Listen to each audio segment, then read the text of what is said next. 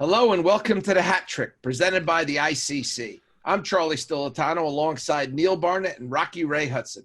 Coming up, we'll discuss LaLiga title race between Barcelona and Real Madrid and the storyline surrounding both clubs. Just a reminder, you can hear all our past shows on internationalchampionscup.com, Spotify, and iTunes. We have some great stuff up there, including exclusives with Gareth Bale, Kenny Dalglish, and Patrick Kluivert, just to name a few.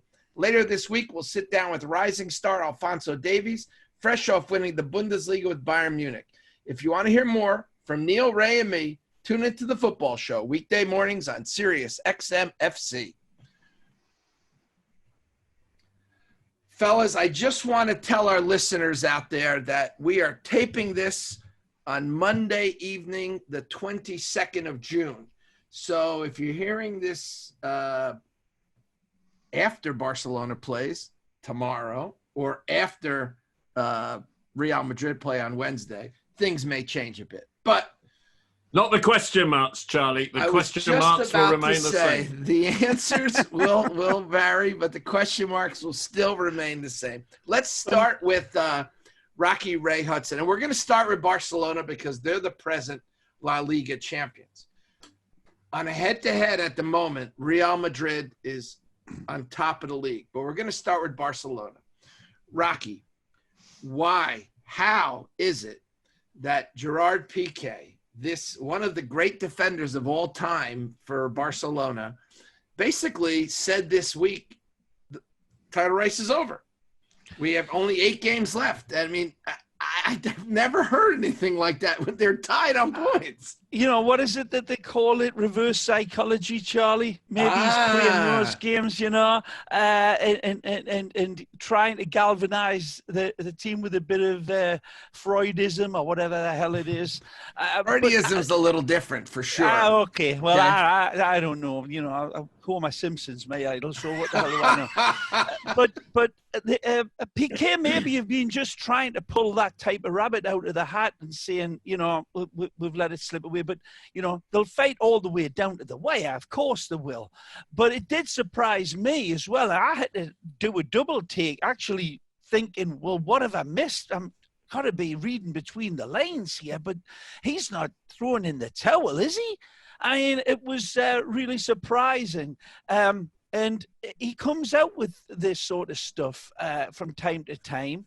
And it was in a post-game, interview as well. After it was a disappointing result against Sevilla.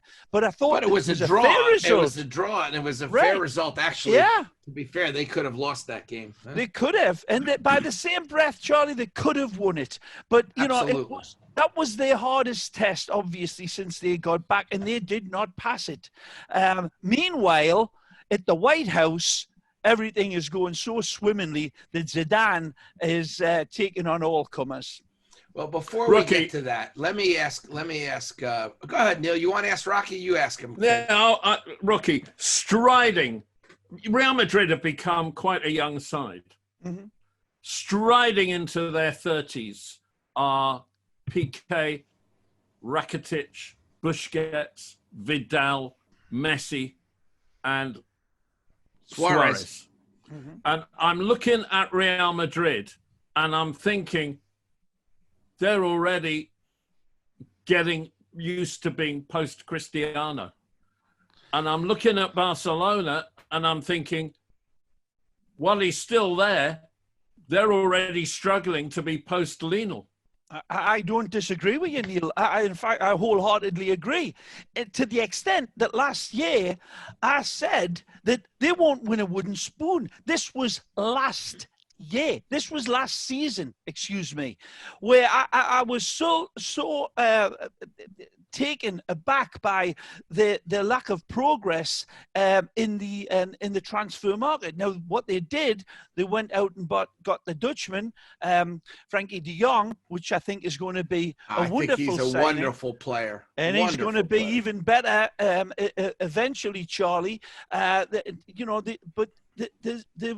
there hasn't been that sort of reinvestment in other specific areas. At the back, they've had problems galore. You look at the wasted money that this team has invested in so many players. Pele, Coutinho. Massive prices, Neil. Massive money spent. And, you can argue that they were decent. But let me give you a little list here. Remember these ones. This was after, and these aren't long-enduring players. Malcolm, 1 season, 40 million. Coutinho, 165 million, 1.5 seasons. Paulinho, who was a decent cameo player, 45 million, 1 season. Delafeu, 1 season. Yerry Mina, 6 months. Andrea Gomes, 2 seasons. What your favorite player. Catastrophe he was. He was a giraffe on roller skates, Charlie, for Barcelona. A good player at Valencia, good player, but not for Barcelona, not that type of player. Arda Turan, 38 million, 2 seasons. Alex Vidal is the one that's enduring, and it hasn't been so bad. And by the way, he was the one I think that had the biggest question mark around him. Yep. Because we all said at the time, if you remember, I know that Neil and I said this for sure. Like Vidal, he's already 30. Why is he going over to? And he's got a lot of miles on those legs. Where's he going to fit in Barcelona? And by the way, of all the guys they got, he's fit in the best. Yeah, he's contributed Arturo, no question about that. But these other ones that we're talking about, Charlie, there's been some bad acquisitions. Vidal, the right back Vidal. Alex Vidal, that's the one I'm talking about. But Arturo Vidal, at least he has, he's contributed. But what about Antoine Griezmann? There's another one. That's what I was going to say. It's what about the kid up front they got from Germany? He's always hurt. Dembele. Ousmane Dembele has been a massive disappointment. He's flashed at times, Charlie. But look, I mean, we talked about this. Money. We talked about this the other day with Zidane. When Juventus sold Zidane for 65 million, they bought Nedved, Buffon, and Zambrotta. Mm-hmm. Not a bad trio.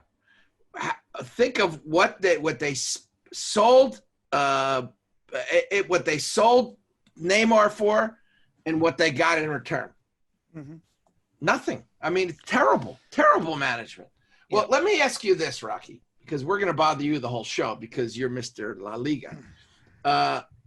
Can they win without Messi? Neil brought it up. I don't think they prepared for post-Messi. In fact, they're already talking about bringing over players to complement Messi, players that Messi wants. A guy like Lautaro Martinez. Messi wants him, so bring him over.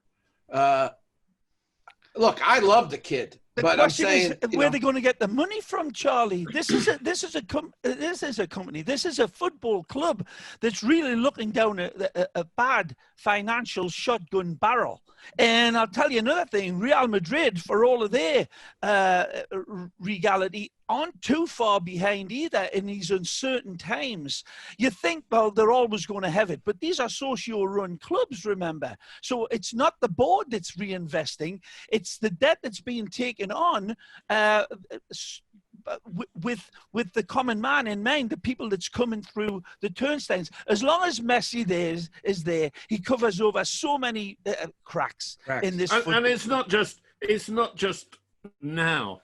If we look back into the whole Messi era, we see a lot of really shocking buys. Yeah, there was the odd good one, like Dani Alves, or to a lesser even extent Jordi Alba. Rakitic was a great signing. Rakitic was a good signing. There were some good signings along the way. But Suarez, great signings.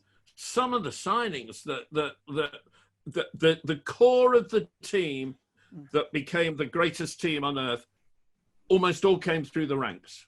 Right. And it was just this glorious academy that produced. Now I'm looking at the kids coming through now, and there's one. Ansu Fati. And I mean, he is an absolutely extraordinary one, Ansu Fati. Ricky Puig is a nice player as well, Neil. You're going to hear a lot of this kid, 20-year-old. He's a quality footballer with vision, and he will definitely be on the escalator to the stars, in my opinion, from what we've seen. What will Fati's best position be? Well, right now he's 17-year-old, so let's give it a little time. It looks like, he's to the manner born out wide. He's got the pace. He's certainly got the ingenuity. He's got that wonderful La Masia type of touch of finding the players and not forcing it through. Seeing 2 or 3 passes ahead, which is what they basically are ingrained into these young kids in that place. It's the possession of the ball is everything, and we don't mind going 2 or 3 steps back. And he's like that. Where you look at the likes of let's just say Rodrigo for Real Madrid, he seems to be a lot more direct with his attitude, and that's good for Real Madrid. It's a perfect fit. For Ansu, he's still learning all the notes of the songbook. But Madrid doesn't develop their players anyway. They're a buying club, right? So they go to Brazil, they go to Argentina, and they buy the best kids they can find, and they pay for them. They're not afraid to pay for them. But that's right. Let me ask both you guys this. I'm sorry, Ray. Let me ask both you guys this. Griezmann. Let's start with Neil. Why hasn't he worked? I think he's a funny player, Griezmann. I think he's a player out of time. I think he is a number 10 from another century, not from this century, by which I mean he's a player happiest playing 2 up as the second striker, not as a extraordinarily talented attacking midfielder, but as a second striker. He's not comfortable wide, and Barcelona nearly always play 4-3-3, and therefore he's expected to play wide. He's not a centre forward. And let's not forget, in the World Cup, in the first game, Didier Deschamps played a 4-3-3. They were lamentable. Griezmann was centre forward, Mbappe on the right wing, and Dembele on the left wing, 2 now Barcelona players, with a midfield of Pogba, Kante and Matuidi. And he changed it during the game. And in the next game, he brought in Giroud at centre forward, pulled Griezmann back to number 10, and dropped Dembele and moved Matuidi out to the left wing and played 4-2-3-1 with Pogba and Kante. And it was finding the right role for Griezmann that worked. Now, you can't play a number 10 at Barcelona because of Messi. Because he's not, if you play a number 10... But you have 3 of them on the field then with Messi. Yeah, and they've got to track back more and work back more. And it's not going to work. I don't know why they bought Griezmann. I don't know why they're interested in Lautaro Martinez, who is exactly the same to me as Griezmann in terms of he's a second striker. And by the way, he is. And he's great at that position. Yeah. Ray, unless... Sorry, and one other thing. Real Madrid last summer bought Jovic from Eintracht Frankfurt, who got tons of goals in the Bundesliga last season, who was a second striker in a 4-4-2 to Sebastian Haller, who went to West Ham. They both played 1 up at West Ham and Real Madrid, and they've both been total flops.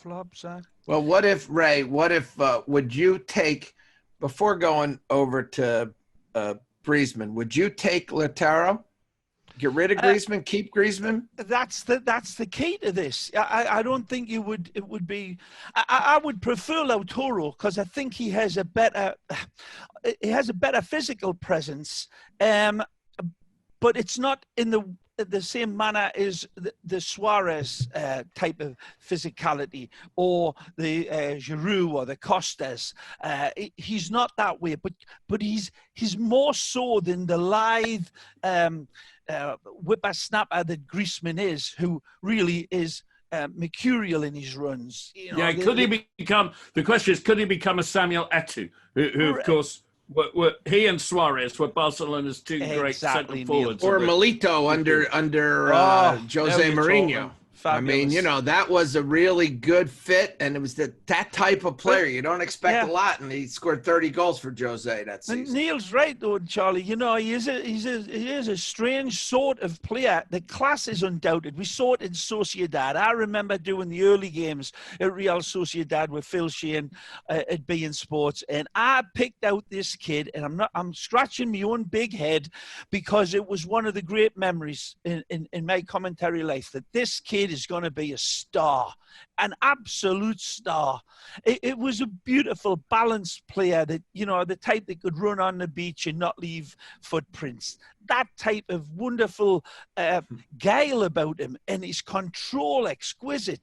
And then it developed, of course, from the Sociedad days into Atletico. But he was a beautiful footballer. Now, I tell you what, lads, I hate to bring the ego word up, but there is an ego in there.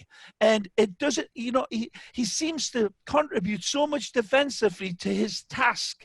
But that's not what they need him for. He's just been a bad purchase positionally for this team. For the box of toys that he brings to this party, it's not ideal for what Antoine brings. Isn't the manager the guy that's supposed to figure this out? I mean, Simeone figured it out. Did Valverde? Did Setien? I mean, they're having problems. Setien's decided he's going to sit him now. Or That's is the best it way to do the it. Is it the guy? Or is it the guy doing the recruitment? Because of course he spent a career, Griezmann, dropping deep to get the ball. Right. Now, Suarez can do that, but he doesn't have to do that. He can also play up off the shoulder. And look, there were a few games when Griezmann played up alone, and he was successful, but he was the main focal point.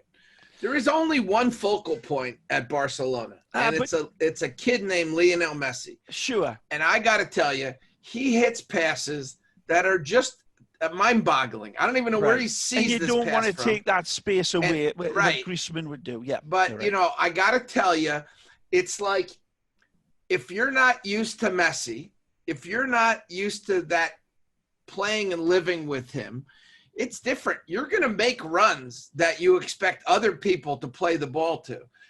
You're going to need to make runs for Messi that no one sees except his teammates, hopefully.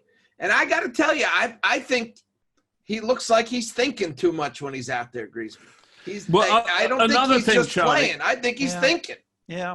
Another thing, if you go back to the absolute halcyon days of Barcelona, they didn't deliver the ball into the penalty area early. They played it and played it and played it until they could get 4 or 5 people into the penalty area at the same time when the delivery would be at its most threatening to the opposition. This is the opposite to most teams who deliver it early and hope that somebody will finish and catch the defence off guard. Now, that is the way that Griezmann plays. He will look for a 1-2 when he gets the ball early, make a run into the penalty area, and the ball never comes back to him.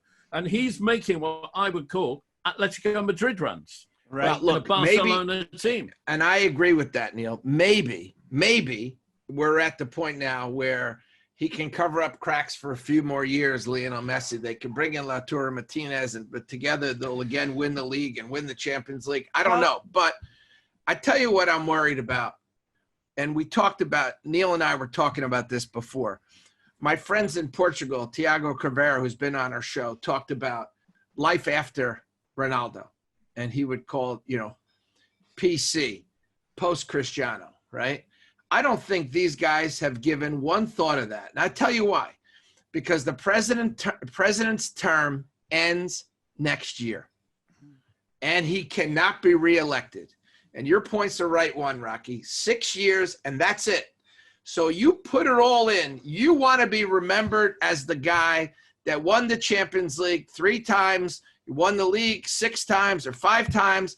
That's what you want to be remembered as, because you're not going to have another chance at this. At Real Madrid, they're always thinking, I'm going to run for re-election again.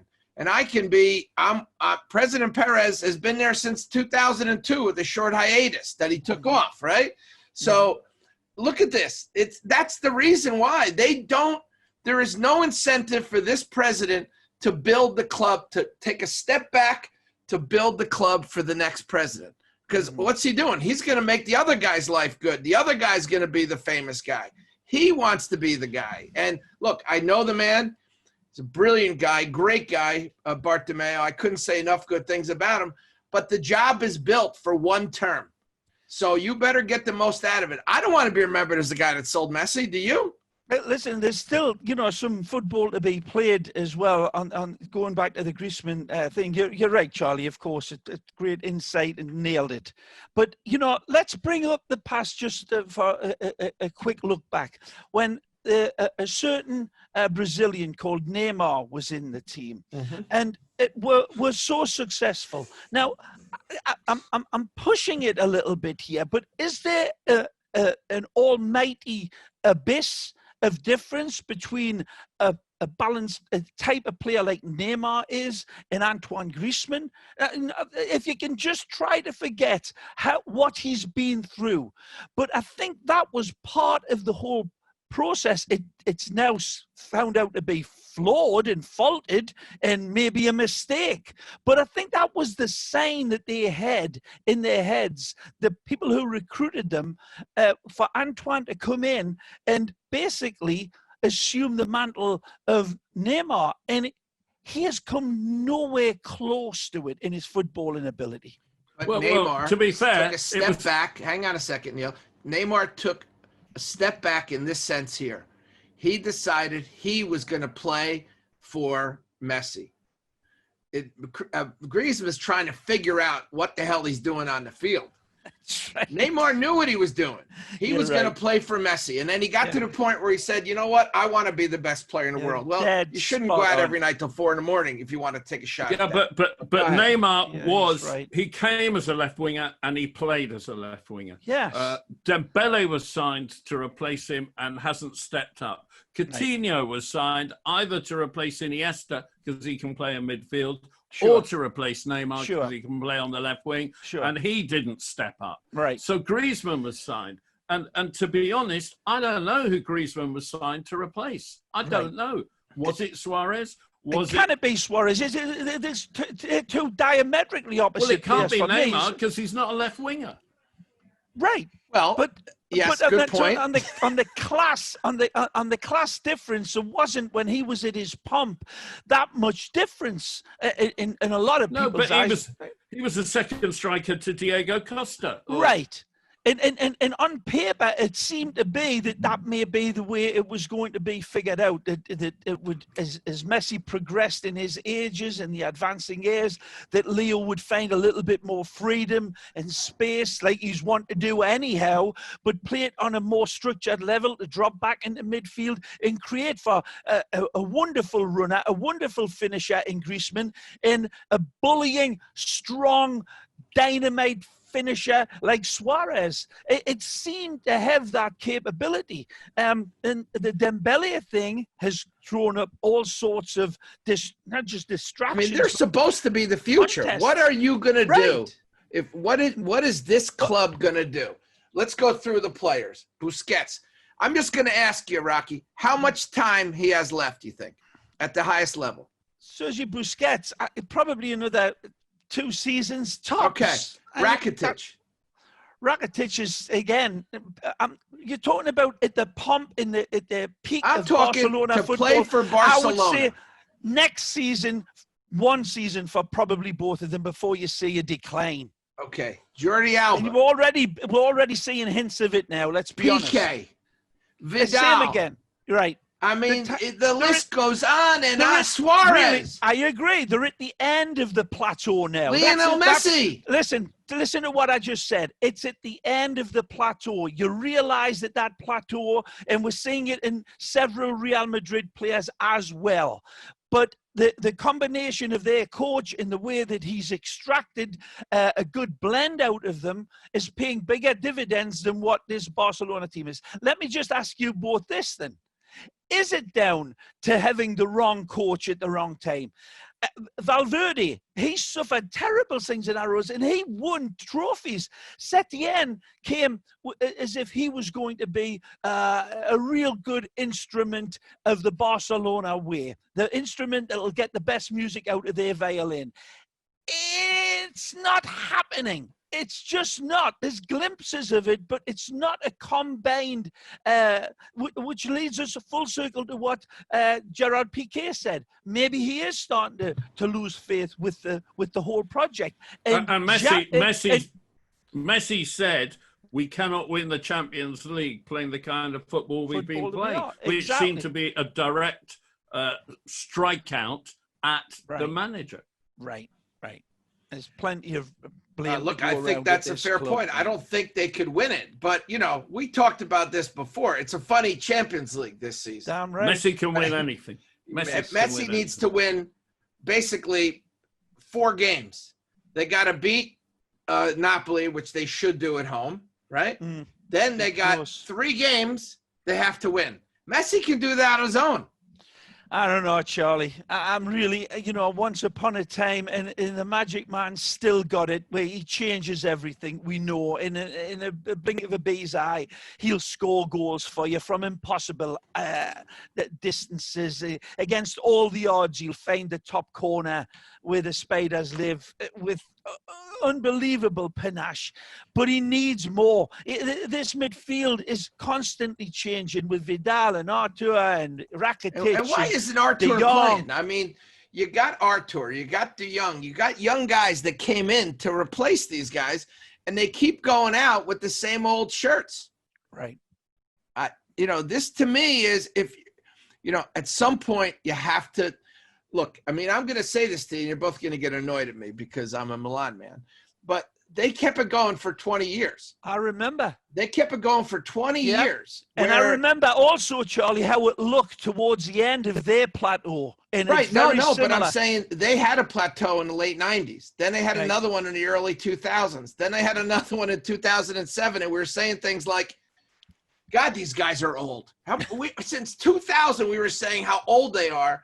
Right. Guys like Maldini kept going, but they'd bring in other guys. They'd bring in but Charlie, Barcelona have kept it going for 20 years because basically it started at the beginning of this century with Messi. Well, before Messi, even with Frank Rijkaard, with Ronaldinho, really, to a lesser extent with Rivaldo, but certainly with Ronaldinho. I'm saying you have to keep bringing in young guys that fit in. You do, but I think if we're going to look. I think Rocky's brought up one really important issue that we haven't discussed. The managers. Frank Rijkaard did a good job and left. He got pushed out. Yeah, because Ronaldinho was partying too much. Yeah, he didn't want the discipline. He wanted the team to be disciplined, and Ronaldinho wanted the team to be a party. Yeah, and Pep came in, and we saw arguably the greatest team of all time. But in the last year of Pep, the discipline really began to diminish, and he fell out with Piqué. He kept tinkering with the shape of the team, and when he left, Tito Villanova came in, and it all looked as though it was going to be fantastic. And tragically, Tito fell ill and had to leave the job. And that was tragic. But let me say this. When we remember the great Milan teams, here's what we say, okay? And everyone says it. Sacchi, Capello. You go back to Ancelotti. These were the teams. What we say about Real Madrid, it's really easy. Ronaldo, Messi, Eto'o. We mentioned just the players because the players run that club. There's nothing to do with the manager. Only Pep Guardiola is the only manager that truly put his stamp on that team. Well, Tito was doing it. He left us, unfortunately. And when Martino came in, Gerardo Martino, it just wasn't the same. You could feel it wasn't the same. Luis Enrique came in and Neymar came in, and it came back. Yeah, And they won, but that was not Luis Enrique. You don't look at him like Pep no, Guardiola. but it was the treble. They won the treble. And it was the trio up top. They had the best forward line ever to grace the planet. And then they had the best midfield ever to grace the planet. Come on. And the change that then happened was this extraordinary change that a club came along, Paris Saint-Germain, and spent 222 million euros on Neymar and broke the team up. Oddly. What was the last game they played together, Charlie? When they beat Juve in the Champions League final. And they I mean, the last time we saw that trident together was in Miami. In the ICC that's right. tournament. The last time we saw the trident was the El Clasico 2017 in Miami. International God, I love Cup. Rocky Ray Hudson. Neil, back off. I'm talking to Rocky right now, okay? That was it. That was so beautiful. Yeah. So beautiful. Yeah. Look, now we got to switch gears now because we could talk for 2-3 hours on Barcelona. Not solve it. Yep. Okay. Let me just ask one final question of Rocky. Okay, Rocky, because you call the games in La Liga. Which games are problematic for them? Atletico Bilbao, Celta Vigo, Atletico Madrid, Villarreal, Espanyol, Valladolid, Osasuna, or Alaves? Are any of those really bad games for them? Listen, the way they're playing, Charlie, in the unconvincing manner of it, I would say that any team that sits in deep now against this team may get out of the 90 minutes with a tie, because we saw even when they were playing against Leganés, how laboured it looked, in my opinion. It just Leganés bottom of the table. Right, and it just looked like a boring sort of, you know, whether they were just like sleepwalking through the team, but that indicated to me that how much ambition is in this side, how much belief is in this side, how much total endeavour and commitment. This is the weirdest year of all. We're looking at these teams playing every 3 days, every 3 or 4 days, and we've just went through the list of players that are well into their 30s now, approaching their mid-30s, some of them. And the young players, the likes of Antoine Griezmann and Dembele and other players, haven't taken up the mantle. Suarez has been struggling. It's really difficult to say. I can say Villarreal beating them when they go to Valencia, which Villarreal play, of course, but at the Ceramica Stadium where they play, I can see Villarreal beating that Barcelona team. Atletico Madrid, before that, one to me. That's a that bad one. You know what, Charlie? I would put money on Barcelona beating them. I would put money on Barcelona beating Atletico Madrid. All right. They fit in well. I think they match up well for Barcelona. All right. Now we're going to switch gears, okay, fellas, to Real Madrid. Just to remind our listeners, both at the taping here, both have 65 points in 8 games to go. Real Madrid has obviously made a lot of changes post-Cristiano. It seems like, and Neil and I were talking about this, that they have a lot of good young players. Rocky? Yeah, they do. I mean, and they've been weaned into this team as well. The established players have been masterful in carrying the load. But when the younger players have come in, the likes of Vinicius Junior, let's just take him. This is a player who's been spelled in and out. He's been relied upon in important games. So you're seeing 19-year-olds really develop well, and he's been kept in for a decent run of games. I remember starting 2 or 3 games off the trot for a 19-year-old at Real Madrid, and it wasn't as if he blew the lights out. you could say he was still polishing that diamond. Furlan Mendy's another one, 25-year-old, defensively. A wonderful step-in approach that they're doing with Marcelo, as Marcelo pushes 33 now. So it's the handling of the players as well, Charlie. And we look at the masterful job that Zidane has had. Look at Courtois at the start of the season. Again, when he played in the OICC tournament in New Jersey. And you couldn't stand the guy back down that day. It was a disgrace. It was an embarrassment. He got booed, heavily booed off the entire stadium, and he deserved it. Now, for a player, and he didn't get much better in the opening part of the season, but slowly and surely, the Frenchman has brought him around, and he is looking at absolutely one, well, if not the best goalkeeper in La Liga right now.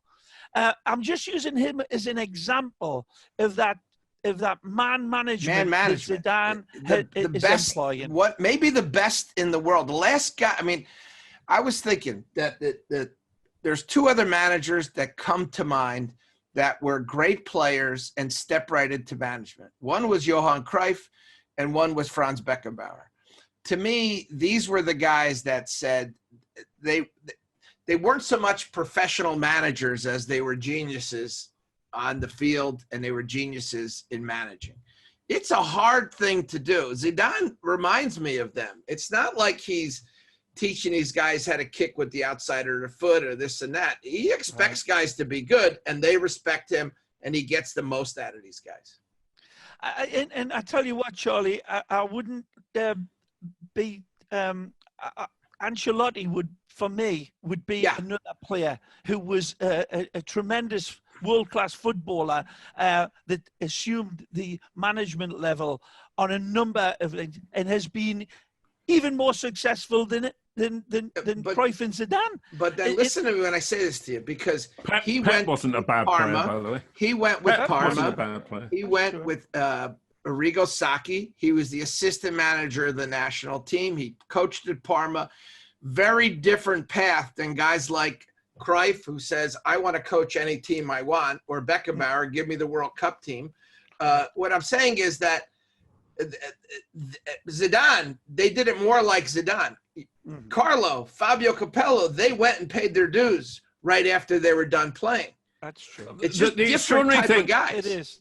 The extraordinary thing about Zizou as well is that this year in the top 5 leagues, Real Madrid have the best defense.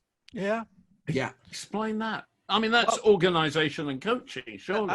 Absolutely it is. And it's that midfield that he has mixed and matched, protecting that back line. And they still play with basically a 4-3-3, but they have they have a lot more flexibility, it seems to me, when they do go with that extra man in midfield. And he's mixed it and matched it. And again, they've started to take the front foot by bringing in a player like Valverde, who we'll get to in a while.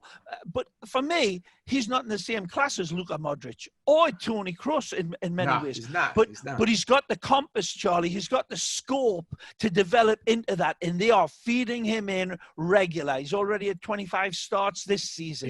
Yeah. Casimiro is an evergreen. He's played 28. Well, let me bring up Casimiro, because I'll tell you guys an interesting story. I was at the Classico when Benitez decided he was going to play all. You remember this few years back? All the players that were hurt, he was going to bring them back. Bale and I can't remember. He had a whole slew of players, and he didn't have Casemiro. He didn't put a tough guy in the middle of the field, right. And they got run over by Barcelona at Madrid. The white handkerchiefs came out that night. I had just the incredible honor of going to dinner with these guys who they were talking about the fate of the club, which was just remarkable to me. But one thing President Perez said to me, which was really kind of interesting because it encapsulates the Real Madrid mindset. I said to him naively and stupidly, President, I think a game like this, you needed Casemiro in there. You needed someone to hold the center of the park. And they had James and all these guys that were more good on the ball. and he said to me, the day Real Madrid has to rely on Casimiro is the day that this club is no longer Real Madrid. And it was remarkable because it said it all, right? Like, forget football.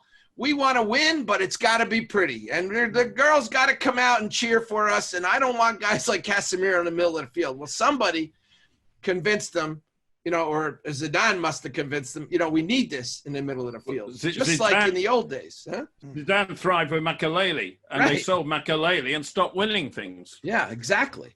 So you need that, but it's that whole mentality that they have that everyone has to play pretty football. That's how they're going to win. They're going to win by beating you beautifully. Okay.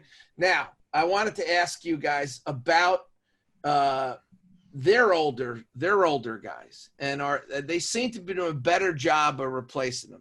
They're Marcelos. You got Ramos is coming near the end. Modric is coming near the end.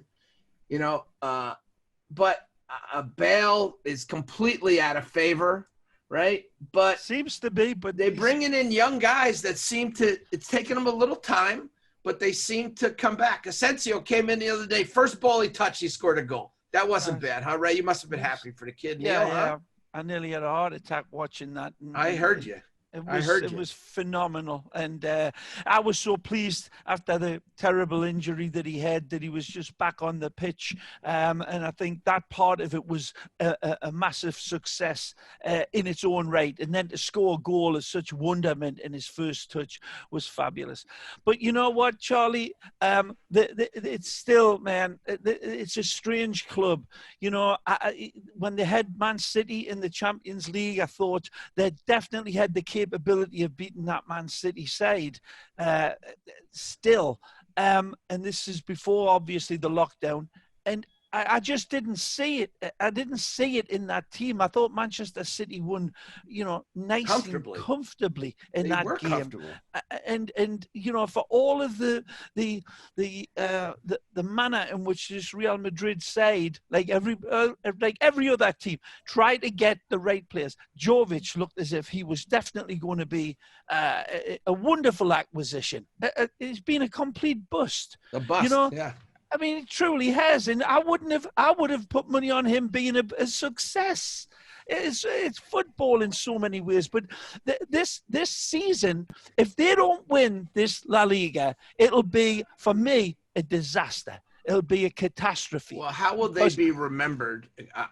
Let's first start, Neil. I don't think they're going to get by Man City. I think that's a total no. I don't think they'll get by Manchester City, and I think that is encapsulated by the aging of Modric against the now best midfielder in the world, De Bruyne. Yeah. And Real Madrid are going through that phase. They're post Cristiano, but they've also got to become post Modric.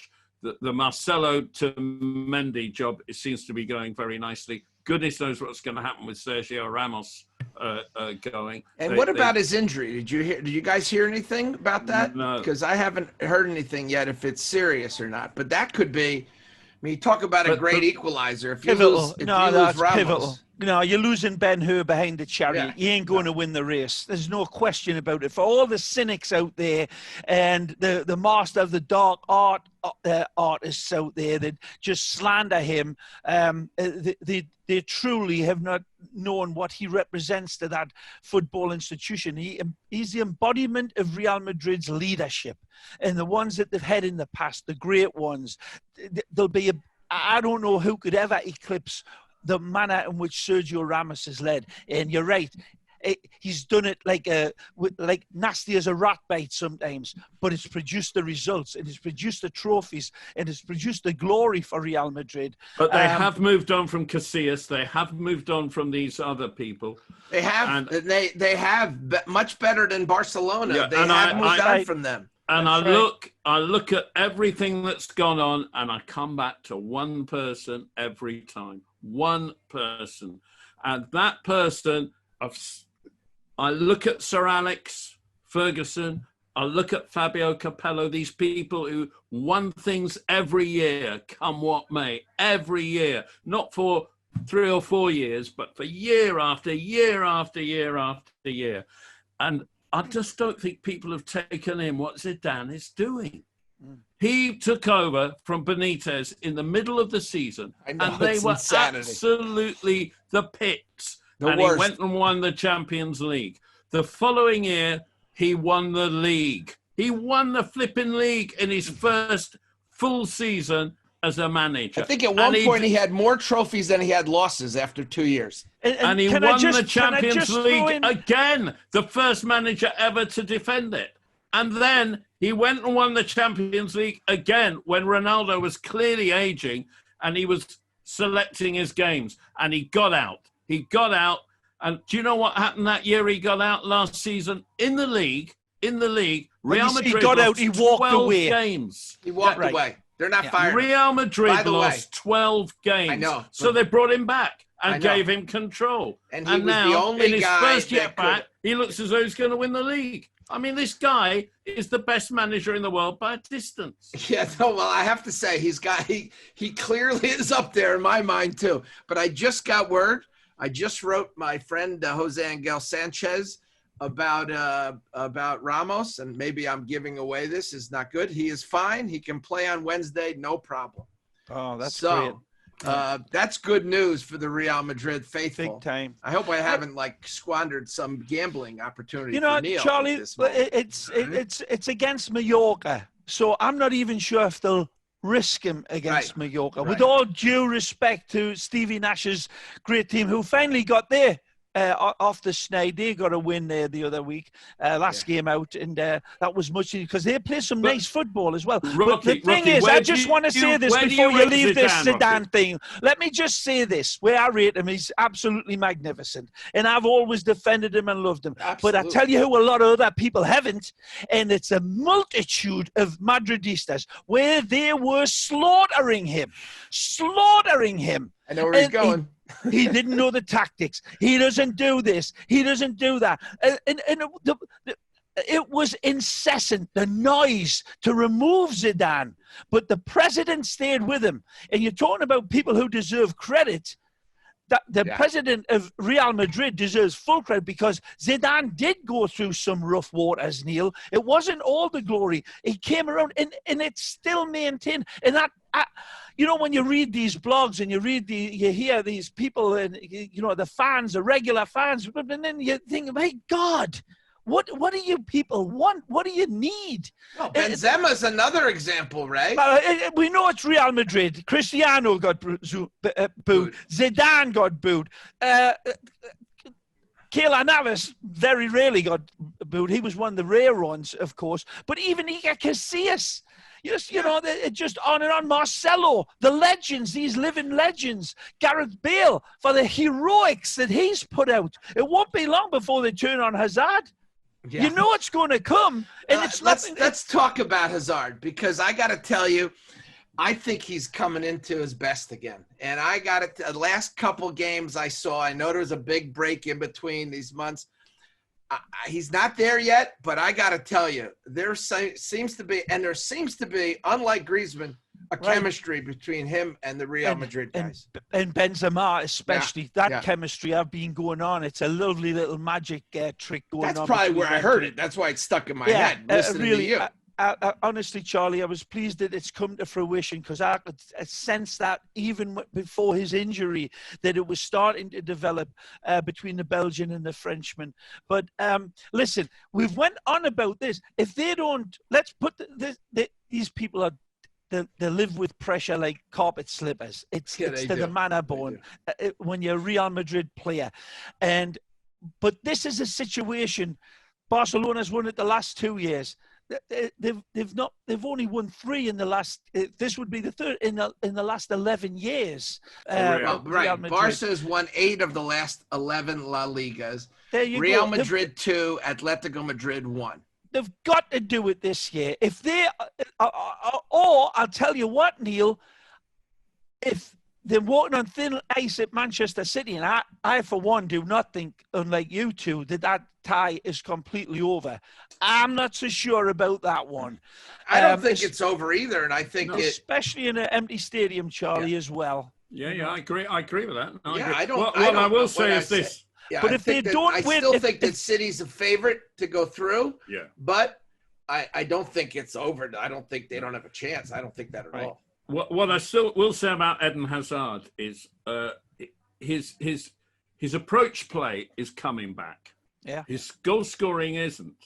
And at the moment, in front of goal, very remarkably, he's snatching at shots. He's slicing them. He doesn't look balanced and relaxed. And he is, believe me, I've known him for a long time. He is the most relaxed dude in the whole flipping world, apart from maybe Zidane, of course. But he is the most relaxed dude. And he just needs to get his low center of gravity and his cold head back in gear on the finishing. Because I think when he gets a couple of goals, they'll start. I want to tell you guys one last thought here. But he needs them. He needs them, and he needs them quickly. Look, I was just thinking about how these guys get how they go out and recruit players, and we talked about it at Barcelona, and I think I was correct in saying that it's a funny situation because you have one term, and the next president will come in, by the way, promising that he's going to buy, God knows who. Neymar, Mbappe, you know what I mean? God knows this is how he's going to get elected. But I look at, they have one guy at Real Madrid who's their head scout, Juni. He's a Brazilian guy who's lived in Spain, for the last 20 years. Really nice guy, a real gentleman. And basically, he's the guy that finds all these kids that, the Rodrigos of the world, these other kids that coming up, and he buys them. And he says, basically, they have complete faith in him to buy these guys. And he says things like, and by the way, Ray, it's such a pleasure. I sit down and have dinner with this guy, and you can name any player for any team, and he'll tell you, I'm talking even youth teams, Neil. You'd be so happy. He'd tell you who the right back is at Burnley. Charlie, it's like crazy. But any top scout should be able to do that. Yeah, but he didn't find Kovacic. No, it's right. I did. I know the guy who found Mateo Kovacic. We were together at Inter Milan playing Real Madrid, and I said, "You gotta get this guy. He is some player." Yeah. But anyhow, no. Look, I mean, it is interesting. He is a good player. It is interesting when you look at the different way teams recruit players. Now, we're looking at Liverpool's in a good moment. They get the players that Klopp wants. I'm telling you, the guy at Real Madrid, and of course the general manager, the CEO, Jose Sanchez, has to go out and get him. Of course, the president has to approve it, because if the president doesn't approve it, no one comes. Right. But they seem to have a real, just a system that's very simple. He says some teams have, he was telling me, a team in the EPL, and I won't say who it is because it'll upset somebody. But they have to have 20 different scouts give a report on a player before they buy him. And he said to me, I mean, it's extraordinary. I think it might even been double that. I'm telling you that, and I understand it. They want to get a consensus. But this is a completely different way. This is a guy we trust. This is a guy who knows what it takes to be a Real Madrid player. What do you think? Should we get him? Can we afford him? Do we want him? Boom. Done. But Charlie, haven't Real Madrid always, forever, attracted the greatest players in the world and the most expensive players in the world? I mean, I don't understand what you're saying. This guy goes to Brazil and shouts across the coffee fields, "Hey, we need a fast winger," and he gets them. Vinicius steps up. Right. There's another one, Rodrigo. And these are wonderfully talented players, but to be that selective, to come in and wear the shirt for that club comes with a price. And you see it. Some players wear it beautifully, like I say, like a pressure like Cartier diamonds. Other ones, it's like a gang of sledgehammers around their neck. And it doesn't work out. I think we're seeing that for sure in this wonderful young 22-year-old Luka Jovic. I mean, I cannot even conceive of being so disappointed in a player when that's why he Benfica doesn't got even rid look- of him, Rocky. They were quite happy to get rid of him to Right, there you go. I want Doesn't to always just work paint a out. bigger picture and ask you this, both of you. Between 1966 and 1998, Real Madrid did not win the European Cup. They are the great European champs, but they didn't win The it. cup, yeah. Barcelona didn't win it until 1992 and didn't win it a second time until 2006. In the 1990s, I think every world record transfer, bar one, was paid for by a Serie A club. Right. The one was Blackburn. Was it Blackburn? Yeah. No, Newcastle For Alan Shearer. Alan Shearer. Correct. From Blackburn. And it was a good buy, by the way. And in the 1990s, the Italian clubs dominated the Champions League. In the Real Madrid came up with the world record fee for the first time in many decades when they bought Luis Figo from Barcelona in Correct. 2000. They then, the following year, broke it with Zidane, and they held on to that transfer record until they broke it again with Ronaldo and again with Gareth Bale. Yeah. It was Spanish clubs, the richest clubs, breaking the transfer records and winning the most of the Champions League. Correct. Spain lost that record to France, to Neymar, to Paris Saint-Germain. And they don't look, a Spanish club, like breaking any transfer record soon. If another club, actually, they lost it in the first place to Manchester United and Pogba from Juventus. Right. If another club is going to break it, you'd imagine it would either be PSG or Manchester City or Newcastle if they get bought out by a Saudi Arabian government, or it's going to be a Premier League club if the money continues to exist in the Premier League after the coronavirus. My question is this the end of the current dynasty for you Americans, that is Real Madrid and Barcelona across all of Europe? I think that there's a novel issue that we can't forget. They are 1-3 right now for the biggest clubs revenue-wise. I think they're going to stay in the top 3 or 4 with the Man United, with them. The big difference between these clubs, and Rocky hit on it before, is that they're run by socios. So what does that mean? It means basically when you're in desperate crap like Barcelona is right now, when you're in desperate crap like Real Madrid was, they bend the rules for them. The government bends the rules for them. They were not allowed to sell the training facility where it was in Madrid, and they changed the charter and built 4 big buildings, which they named after Figo, Zidane, Beckham. They named the buildings after their superstars that they bought, okay? Why can't Manchester City get away with that? Wait a minute. This is hang on a second. The other difference is this, that for the most part, people like the Kroenkes, as an example, are running it as a business. Yes, it's a football business. Yes, they're very wealthy. But Barcelona and Real Madrid don't have to run it for a profit. They have to just run it for trophies. That's all their fans care about. I'm paying 160 euros a year, and all I give a crap about is that you bring home some trophies. And I'm going to boo you when you don't. Okay, now, that's fair comment, Charlie. But on the coattails of that, it's that produces amazing revenues from the market and the yeah, but they receive their revenues not from the fans like the old days. Yeah, sure. Like Napoli, you know, they had to sign Maradona. They basically let the fans in to watch him sign it, and they filled up the stadium, and everyone paid like $20, whatever it was, right?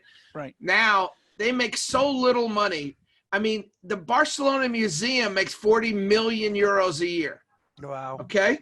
You know, this is something that people need. You should get a cut of that money, because I go to hear you talking at a Barcelona Museum. That's right. So the point is, it's a different thing. Barcelona pays for one player, and God knows he's a great player, maybe the greatest ever, for what other teams in the Premier League pay for their whole team. Yeah. I mean, how can you run a club that way? You could only run it if you're not worried about profits. You're only worried about, and here's the thing, final point. They are so valuable to Catalan, Barcelona. Real Madrid is so valuable to Spain. The pride that the country has in them, banks will always bail them out, as they're going to do now with Barcelona. And that's why, Neil, it might seem like the end of an era, but they have a peculiar way. And as long as they are the jewels of their country, they're going to prop them up, and I don't see it. I don't see the money that Italy spent in the 90s was crazy, because it was a patriarchal system. It was the Marattis against Berlusconi, against these guys, and they could afford. Individuals can't do it anymore. So now you got corporations. They got to answer to shareholders.